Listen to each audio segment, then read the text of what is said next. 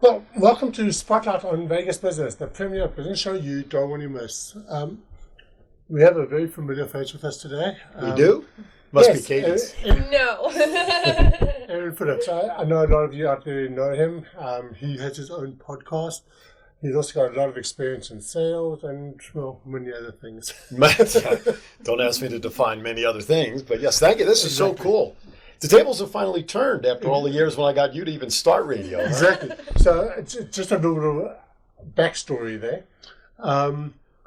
Aaron Phillips is the one that's responsible for setting me on this path to having my own studio, basically. The Godfather. Yeah, right, exactly.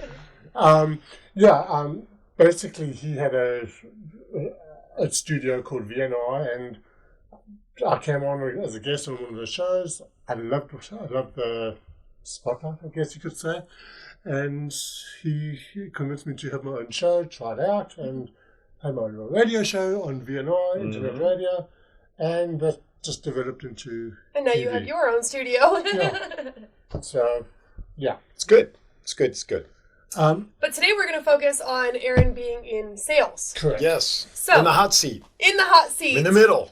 You're in the boiling water. So we're Monkey just in the going to middle. start firing off questions. You're going to answer them as fast as you can. This I is a love game that. show. Cool. I'm kidding. I love Let's that. start out. What got you into sales? You know what? I was an operations manager first for many, many years for payroll companies and stuff. And running and dealing with people was my forte in managing. I was always intrigued with the concept of trying to figure out, how do we sell something? What's the philosophies? How do we come up with a game plan? So when I worked for that national payroll company as the operations manager, I had a good relationship with the sales manager, and I always sat in the sales meetings because I always wanted to hear the conversation. What was the plan? How can we devise this? Maybe operations can help. Maybe we can do this, we can do that. And I've always been intrigued to try to figure out the best way to market, because we were talking about that before we started recording, and promote this product to success. And I guess after all those years of not wanting to go into sales, because as we know, sales is usually a commission-only job for the most part. Right. I love the regular paycheck of operations, but finally I said, you know what, I'm going to jump in with sales. And quite frankly, the biggest thing we have to sell every day, as we were talking about as well, is this right here. This is your commodity. And if you can sell who you are and what you are, I don't care if you're selling that cup of coffee or timeshare or a widget, selling yourself is the important thing. And I finally got comfortable with that in sales. Right. And I loved what you said earlier before the show. We asked what a sale was to you. Mm-hmm. Yeah, So what is a sale? When I was in the timeshare industry, they really broke it down to a couple of different phrases, and I'll just kind of give this explanation. First part of the sale is it's the transfer of emotion. You've got to connect with the person you're talking to, which is one of the reasons I don't like going to new car sales lots. No offense to all of you out there, but there's really not a connection because everybody has that trepidation of going to a car lot, Right. you know? So the first part is there's a transfer of that emotion when you bring up to somebody that you're talking to that either they know they have a problem or you're bringing up a problem they didn't know they have. Okay. Right. So that's the second part. The next part, very simply, is this: you're presenting a solution to solve that problem. That's generally when a sale will go down. The second part of that is something I didn't share with you beforehand, and Mark knows this. There's 3 reasons people will do business with each other. You know what those are, right? Yep, Why don't you tell? Let's see if my student. Your pupil. Well, you always do business with people you know, like, and trust. Exactly. It's really that You do simple. business with people that you know, like and trust. That's right. So we can't do business with people we don't like. No, you can. I mean, those people can grow on you potentially if you get past whatever concerns you have. But for the most part, like for me, coming from the East Coast, I'm out here 24 years. I'm from New Jersey. I deal with a lot of gut instinct when I meet people for the first time. Right. If I'm comfortable with them, you can sell me the Brooklyn Bridge. There's a chance I'll buy it from you, you know? That's true. But if I don't feel the warm and fuzzies, you can give me something for free and I'll probably go, not interested. It's a little sketchy. Yeah, but that's just me, and a lot of people are that way. That's old It's school hard to build thinking. that connection. Right. And today, in today's electronic age, I think a lot of the personal connection sometimes has gone away in that technique. Have of you meeting. felt that it's difficult to sell to like millennials, younger people that are so involved in social media and ordering online? Only because they don't have money. That's fair. That's fair. I'll tell you the key, and I really don't like using the word selling or sales, but Right. the key to a successful presentation is knowing your customer. You want to present to them the way that they're familiar with. So Right. if, let's say for you, if you are a visual person, I'm not going to sit here and just talk to you to try to earn your business. Right. I'm going to show you pictures. I'm going to show you proofs. I'm going to show mock-ups so you visually get it. And I'll fill in with a few words because that's how I know I have to sell to you. And being so good at sales, how long does it take for you to make that decision if they are a visual or an audio or Within the hands-on? within the first 30 minutes, of what I call, as we all would like to call, breaking the ice with somebody, I'll talk anything but business. Right. Life, how'd you get here, what'd you do? Just get to know them. And within that conversation, number one, you can feel what kind of level you're on with them. Right. Can you call them John, or do you have to call him Mr. Smith? Right. Jane or Mrs. Doe? Right. Because that will also separate how you verbally will deliver your information, more casual or very rigid and straight up and professional. Right. So personally, it's a matter of just kind of gauging that. And for me, if I'm meeting somebody in person, I generally will not ask necessarily for the sale on the first appointment. Right.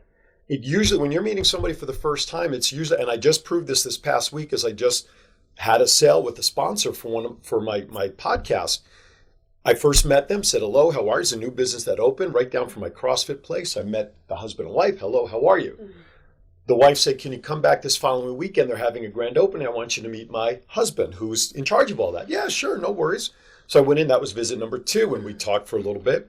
He said to me, can we make an appointment for next week? Let's go over some of the finer details. Absolutely. So last Friday was appointment number 3.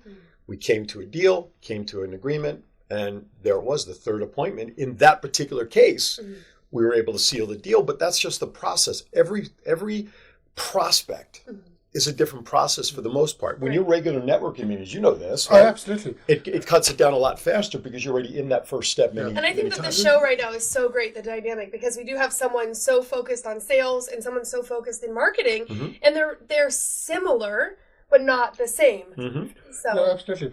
One of the things I love about your presentation, which really hit home when I first saw it, was your view on objections. yeah, that was You know, great.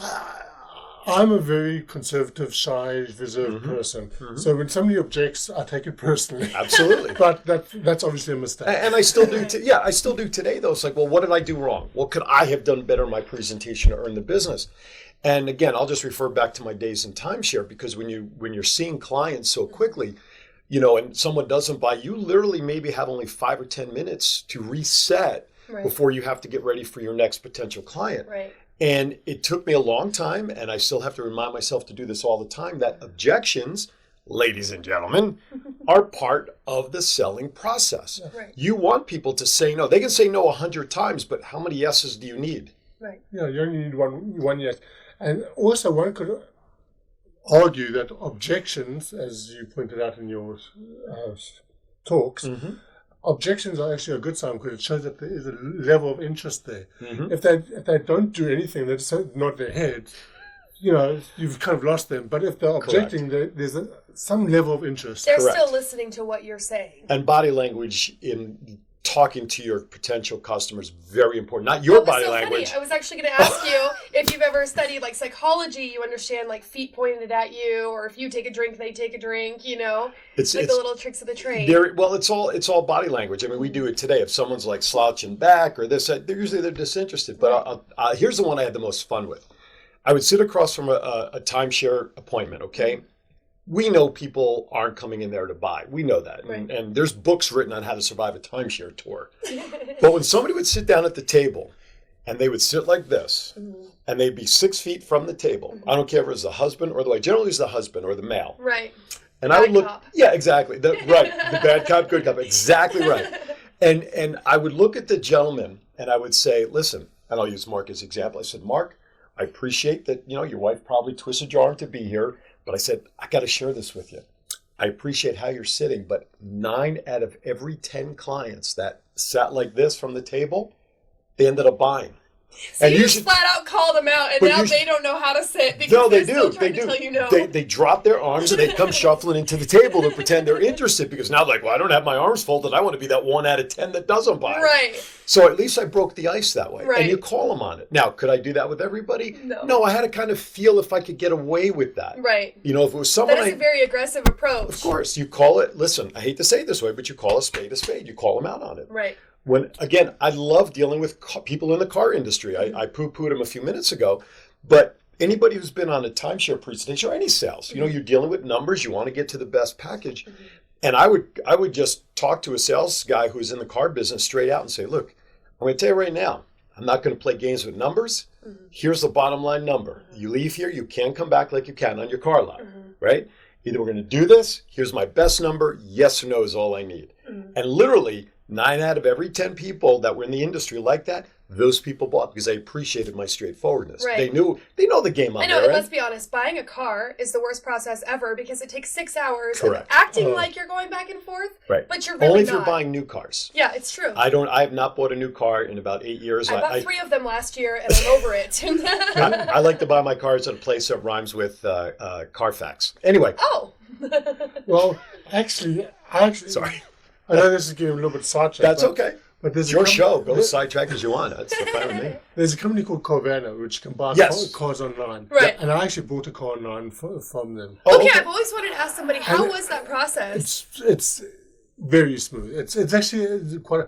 I was one of those people that said I would never buy a car online. Only an idiot buys a car online. Online, right? You don't get to test drive it. You don't get to see the fabric on the seats. Okay, so Carvana is not paying for this. We're not sponsored by Carvana, Starbucks, anything. Or the Carfax company. Or CarMax. Right. So you said the real name. But did you buy that here? Yes. Because they don't have any of the convenience machines. No. I saw it in Arizona once. There's a convenience machine? Yes. In some cities, they actually have like a car vending machine. Vending machine, thank you. Car vending machine. But basically what they do is that you order the car that you use online. Mm-hmm. It takes about 5 days to get here. Mm-hmm. You test drive it, and you can send it back if you don't have to test drive. In fact, you have 7 days to send it back with no questions asked.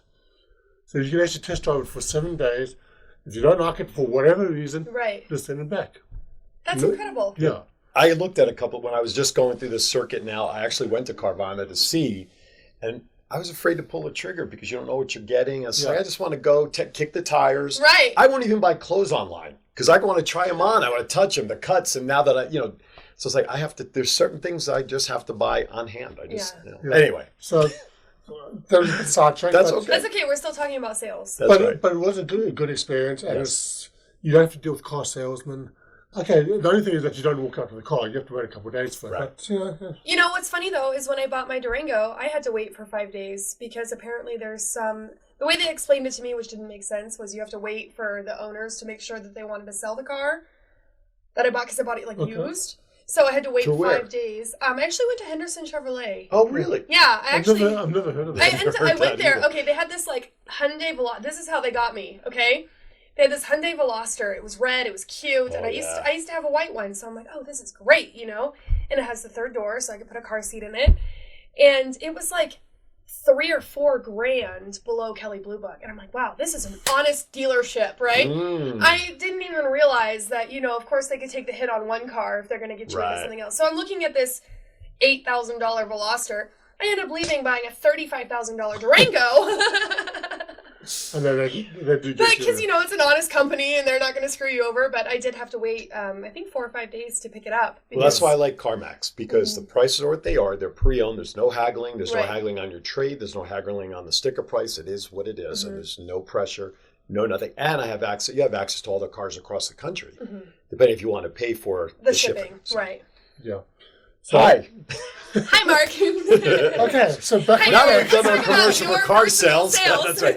Now we've done a commercial for car sales. But I think it's great to talk about. Absolutely. Because it now shows you're the showing difference. The different ways that they're selling cars. Absolutely. And actually, I think Tesla has a different business model as well. Which I worked for them for a very short time. Did you? They don't even have, they don't have car lots per se. Right. I mean, they have one here. We actually have a location not far from here where you can go in and look On at Sahara, on Sahara and Rainbow, where you can kind of look at the demos, but pretty much you're ordering online. Right. And you're building your car online. Right. And people don't see their car until it is done and delivered. Right. Yeah, but I think that's actually a nice segue into Sure. sales. You know, with the millennials coming up and all that, everything's on the internet. We've got the gig economy. You know, you got Lyft, you got the Postmates, you got all these deliveries. And I honestly, everything is online now. I am a millennial. I remember when Amazon was just used books for school. I was looking up like what Fahrenheit 451 or whatever that book is called. Or like of Mice and Men, and now it's like this mega store. And I remember it's like an eBay. I remember the shift like happening overnight, where it's like I went on to go look for another book, and then all of a sudden toasters and hair straighteners and God knows what else popped up. That's right. To $1 trillion company. So it kind of, I mean, that format groomed my generation to be more trusting online. Like you said, you wouldn't buy a car online. Nope. But for somebody like me, my whole life is bought online, you know? Yeah. So... And the same goes for all types of automation. I don't know how we're getting onto this subject, but okay. We're like the show with the cat chasing a red light on the wall. A lot of rabbit holes. Never know where it's going. Which is the way I like shows. So, you know, I want to talk about automated cars for a second. Sure. Autonomous vehicles? Now, my generation, we I'm never getting into an autonomous car, but your generation, the young generation... My husband actually works for an autonomous vehicle company. Exactly. So that's our whole life. I think the newer generation, Generation X and the millennials, they're going to be more accepting of that technology than Aaron and I are. Of course, and it always comes down to it, like especially when I'm working at the bar, you know, I'll get new customers, and they're like, oh, how long have you bartended? You know, 9 years. And they're like, well... what does your husband do? And I'm like, funny story. He drives cars that drive themselves. And they look at me like, how can you drive something driving itself? You know, they don't understand the process of having a driver, you know, in case something happens. Is it the same company we mentioned before? This company is Aptiv. Oh, okay. So, Aptiv. But Tesla knows, you know, people know Tesla's name, and they have the autopilot cars. Absolutely. Hyundai. My Hyundai drives itself. Does it really? It has lane keep assist, and it has a little steering wheel icon that but pops do you have to keep your hands near the wheel? You have to keep it near the wheel, of course. So it's really not an autopilot, because in case, God forbid, an emergency, you have to have your hands by the wheel. But it will beep at you if you don't touch it before it disengages. And it does. I mean, it makes turns and, you know, it does everything. Yeah. I think it's only a matter of time before that technology is accepted. We'll be flying cars like the Jetsons, like everybody said would never happen. We're getting there. I know. We were supposed to have flying cars, 20 years ago? Yes. I'm a little disappointed, but now we're trying to keep the kids from eating Tide Pods. That's right. That's right. Or like we never saw that coming. Or the spoonful of cinnamon. Like, how did you think that was going to end? I'm dying to know. Yeah, so... I remember when soap in your mouth was a punishment, by the way, and now these kids are volunteering. I had lava soap once as a kid. That was all it took. Oh, yeah. Okay, so we've got way off course. This is what happens with an autopilot show, folks. Right? You never know where it's going. It's about fun. It's about, you know, I think it's so entertaining. Absolutely. Absolutely. Okay, so back onto sales. Yes. The most important thing about a sale is making it. Ask for the money. Exactly. You know, I mean, it's all very well... So getting paid for the goods or services, that's the final step of a sale. It's all very well and good getting the person interested and all geared up and fired up to buy this thing. Correct. But if you don't ask for the money... You'll never get the sale. You'll never get the sale. And I've seen it in every industry that I've been in. How heartbreaking is that for you? Oh, it's very... To watch them succeed at getting this, you know, they're so close, and then they just... Not that they're there. They're there. They're at the finish line. Right, and then they just disengage. And then they just sit there, not as if this is what they're waiting for. They're waiting for the client to say, how can I pay for that? Right. Or would you like my credit? No, I would always say, would you like to put that, watch my body language. Mm-hmm. Would you like to put that on your credit card? Which credit card? Your hand is extended. You're waiting to take Waiting for them to put it in. Right. Okay. More people lose business. They lose pocket money. They lose everything because they get them there. It's like the horse is right there at the water. Right. And they don't ask for the money. And and I've stood in the back and I've seen, like you just said, and I'm like, oh, Do you think that it's a difficult process? Yes, for a lot of people it is. Just simply to ask Yes. for the money? Mm-hmm. Yeah, a lot of people have that. And I have to admit, I'm kind of guilty on this myself. Right. I need to learn how to ask for the money. Right. I know, and you do. I've seen you do pro bono work before. Exactly. And it's bad. I think we all have. There's a difference, though, between offering to do something pro bono right. versus going after a traditional sale right. to get the money and get the payment terms down and agreed. That's different. Right.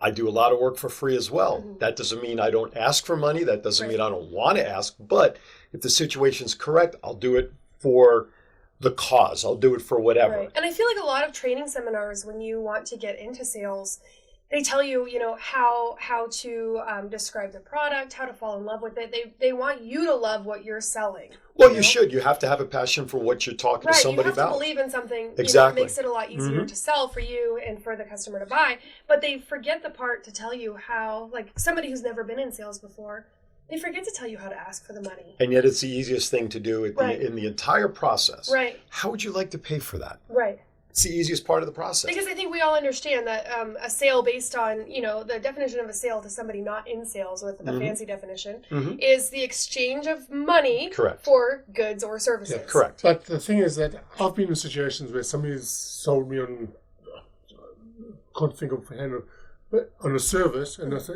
I'm really interested in the service, but their website is very cumbersome, and I don't know where to actually. You don't know where to check out. You don't know where to pay. Nobody's telling me what to do next. I've seen that before too. It's difficult. But this is where monitoring and watching body language and listening to the words. If I had somebody across from me, like Mark just said, I'm interested in your service. Now what you have to do is progress going down the road exactly to find out what is of interest to him and cater the rest of your conversation to his interest. Right. And now asking for the money is easier. I'll go back to, again, any type of product and sale, and I'll use timeshare as an example. If I'm selling here in Vegas, which I did, okay, and I have golfers on my tour who love golf, and we all know here in Vegas we have hundreds of courses. Yes. Why in God's name would I talk about tennis? Right. But I think also for if we have viewers that aren't from Vegas, timeshare is a huge industry here. Right. So it's something like if you're not from Vegas, you don't understand what. Yeah, I exactly just we're use that as talking about. reference. That's all. Timeshare is a huge industry, and maybe you should explain what a timeshare briefly is on the selling side, so we're not. All it is, it's basically instead of using the money that you're using now to quote unquote rent your vacations by spending money that has no return in hotels and things, you buy a portion of time that once that money is paid and paid off that you are going to spend for a shortened amount of time, you still can continue to vacation even when that is paid off. So you're borrowing. It's like a leased car is a perfect example of what a timeshare scenario is. You're only paying for the time that you're using the particular product or service. You're not paying for the whole thing. And in timeshare vacation, it's basically the same thing. I'm so sorry, I have to cough. Sorry. No worries. Cut! I don't want to cough all over you guys. Cut! Time for commercial break. That's right. Thank God for editing. Okay. We're good. It's good because I had an itch in my eye that started bothering me. I'm like, stop! Don't I'm do like, it. I'm going to cough all over these people. I'm so sorry. Don't worry about it. Just something she picked up from one of the Chinese passengers. Oh, this. Yeah, it's like, I think what was it? I have the Lyme's disease. Bud Light disease. That's right. Coronavirus, and I've got the Lyme's disease. Right? Oh, perfect pair then. Okay. Well, welcome back. Yes. Welcome back from our commercial break. Okay, so back in sales.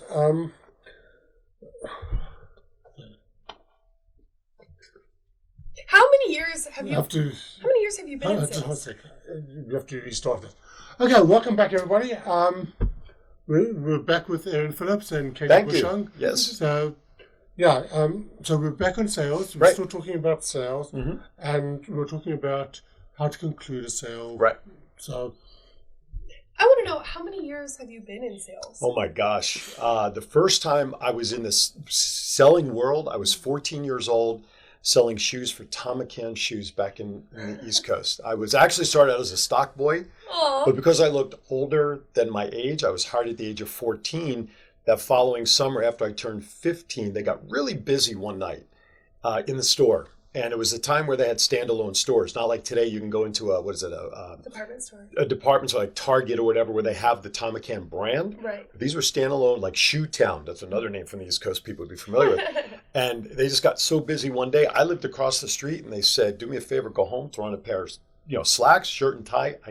So there I was, in the age of 15. I was selling shoes for Tom McCann shoes, and that's really what got me started in sales. That's incredible. Yeah. Did you have a mentor that explained things to you, or just kind of fish No, out of water, that's what you were going to do? They just said, "Look, you know the product, you're in stock, you know the inventory." Mm-hmm.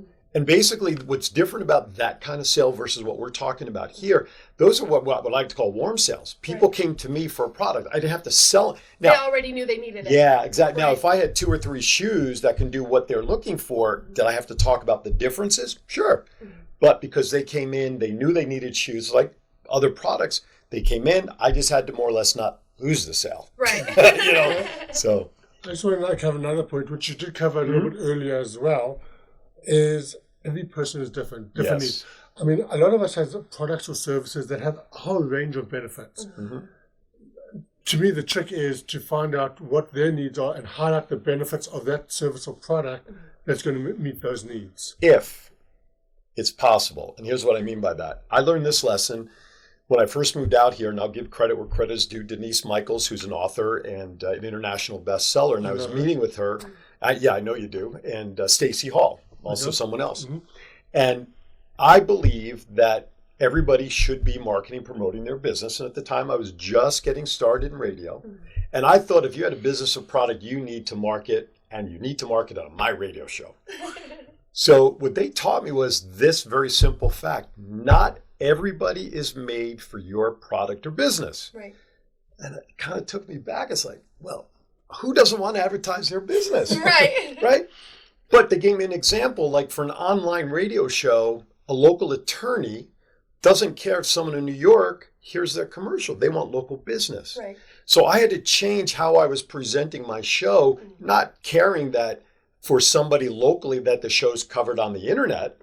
What's my focus locally? So not everybody's intended to be a buyer. So knowing when to say no and knowing when to say, all right, this customer's not for me, and walking away, that's the hardest decision anybody has to make, a business owner to a sales rep. When you know it's not a good business match, people will still get the sale, and then they have an unhappy customer because they bought some blah, blah, blah. But sometimes you got to say, look, after spending an hour with you, in my opinion, I don't think my product is for you, but I thank you for your time. Maybe you know somebody who could use it. So you always leave the door open positive. You don't say, well, you don't need my product. And I genuinely think that they appreciate that I think and so. would send you the right clientele I would if they hope so. have them in their friend base. Absolutely. I would certainly hope so. Yeah, because that's a very honest statement. I Yeah. remember I got into sales when I was 17, and we sold this really expensive mineral makeup, right? And one of the tricks that we would do is to be honest, The foundation is fantastic. It'll clear up your acne. It'll cover everything that you have, going on. But I'm going to be honest, my lipstick only stays on for about an hour, and sometimes it shows up on your teeth. Right. Just being honest, Absolutely. And so then it builds that trust, like, oh. And that goes back to that know, like, and trust. Right. And they'll come back for that one product that they buy from you because they trust you. Right. And they'll get that other stuff they need elsewhere because they're still loyal to you. That's true. Okay. So we're kind of running out of time here, but I do want to give Aaron a bit of an opportunity to talk about his podcast. Yeah, let's do the plug. Oh, my gosh. So let's do a little bit of a plug. Sure. All of them are just on my main one. Your main one. Let's go with You can go to my Facebook page to get the rest of them. But twin brothers from different mothers, every Saturday, 12 p.m. to 1 p.m., my co-host Neil Portnoy. We started this a little over a year ago. And basically the description is very simply this, where it's just the musings of two guys who happen to look a lot alike in life. It's amazing. Right? He is 10 years older than me, right, Neil? But we share a lot in common. And for 14 and a half years that I've been on the radio, there are two topics I'll never talk about on any radio show. You know what they are, don't you? Politics and religion. There you go. Those are bartender rules. Perfect. Ask Rush Limbaugh what happens when you get labeled something. But anyway, so we talk to movers and shakers, entertainers. Our show is meant to be light, funny, informative, goofy, silly. And it's been very successful for the first year and 3-4 months we've been on the air. Just simply go to Facebook, our Facebook page, Twin Brothers. You can catch the live feed 12 p.m. to 1 p.m. and all of our simulcasting and podcasting is all up on our site as well. But I have fun. I mean, there's a microphone. Like, I do commentary for wrestling in town. I host events. I do voiceovers. I'm in the process of a project now where I'm taking a book and I'm doing the audio version of it. This is my product. How do you sell it? By using it. By and using people it. hearing it. So, but that's my podcast. Aaron has done voiceovers for me for an Yes. advert. He's a great MC. He's MC'd weddings, bar mitzvahs, a whole host Beauty of pageants, fundraisers. pageants, yeah. Actually, one of the first times I saw you was actually a beauty pageant. We hadn't met yet, but I happened to be at this beauty pageant, and you were hosting it. It was at the Palms Casino, if I remember correctly. This was before Wow. before we officially met. Now I'm going to have to go back into my mental archives and figure out what the heck I was doing at the Palms. It was one of the beauty pageants. And I can't even remember why I was there. I was there for some reason. Anyway, We can but leave that excuse in the bag. That's right. That's right. so But yeah, I appreciate that. And like I said, just look me up on Facebook. I'm all over the place. You can learn about all my other. I also do podcast production and training.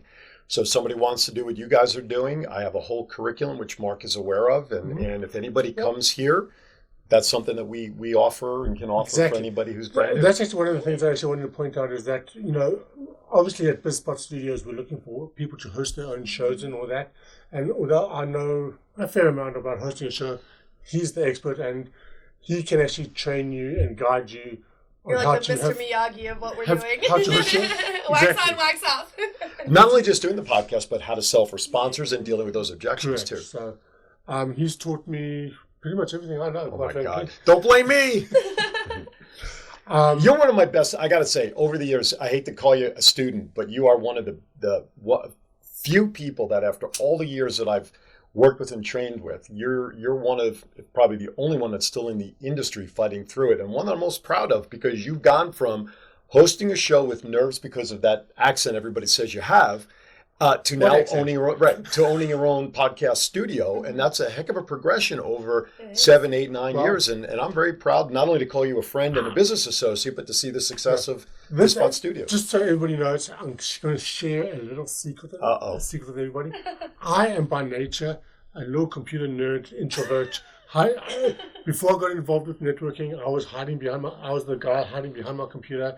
My face was the back of the computer, my laptop. Right. and The little Apple logo. That's right. and then people like Nicole Sharp, who I hosted the show with, Aaron Phillips, Initially, and right? they're the ones that help me come out of my Break shells. out. Yeah, so absolutely. I'm still by nature shy and And that's what's so introverted, funny but- about us pairing up is because I'm the most outgoing, obnoxious, sit in your lap, you're going to be my best friend type of person. Shh, don't But tell we- anybody. I'll give you half an hour to cut that out. Okay, so yeah, if you're watching the show, that's the one and only time I'm sharing that secret. This has been a blast. I mean, Yeah. This to has share. been a lot of fun. Yeah. I'm so glad that you came on this show. It was Thank you. crazy to get to Yeah. meet you and see, Thank you. where Mark comes from. And Absolutely. It's been a lot. been a Anytime lot you of want me back or I can pay you to bring me back, that's fine. Whatever works. It's all right. Yeah. I mean, if my friends back home in South Africa saw me now, they'd say, "No, that can't be Mark." that can't be him. Can I get my email The address wildlife if anybody wants to reach photographer out? gone full-blown Sure. extrovert. If anybody has any question about anything we talked about, just reach out to my email, aaronphillipslv2018@gmail.com. Or, as I said, just look me up on Facebook. You can private message me. I'm an open book. If you want to just talk, if you have an idea, love to chat and see what we got going on. Absolutely. Yeah. As you can tell from this show, he's very easy to talk to and get on with, which is actually one of the things that probably makes you a good salesperson because I'm not high pressure at all. not high pressure, but also you're not afraid to approach people. Not How many Have sales? I got stories for you? I don't know how many sales I've missed because I haven't had I've been too shy to actually approach people that actually just literally. And ask me. I just actually had a realization that you are entertaining. So like when you're making the course. sales, it's engaging because I don't feel like you're trying to here, you're going to buy this and you're going to buy it right now, give me your money. It's like this life circle that goes around, of funny and comical and Because now you like him, so That's right. of course, No, so now, no like and trust. No, but it's interesting you say that because when I sit down and talk to somebody, here's the information. People always will tend to say, "I'm sorry to have wasted your time," if they're not interested. And I always say to them, "Look, you've not wasted my time. Why? Because power is knowledge. And you're going to take the information I gave, maybe not today, but I planted that seed so that maybe somewhere down the line, you're going to say, you know what was that guy talking about? Or like I said before, maybe they know somebody.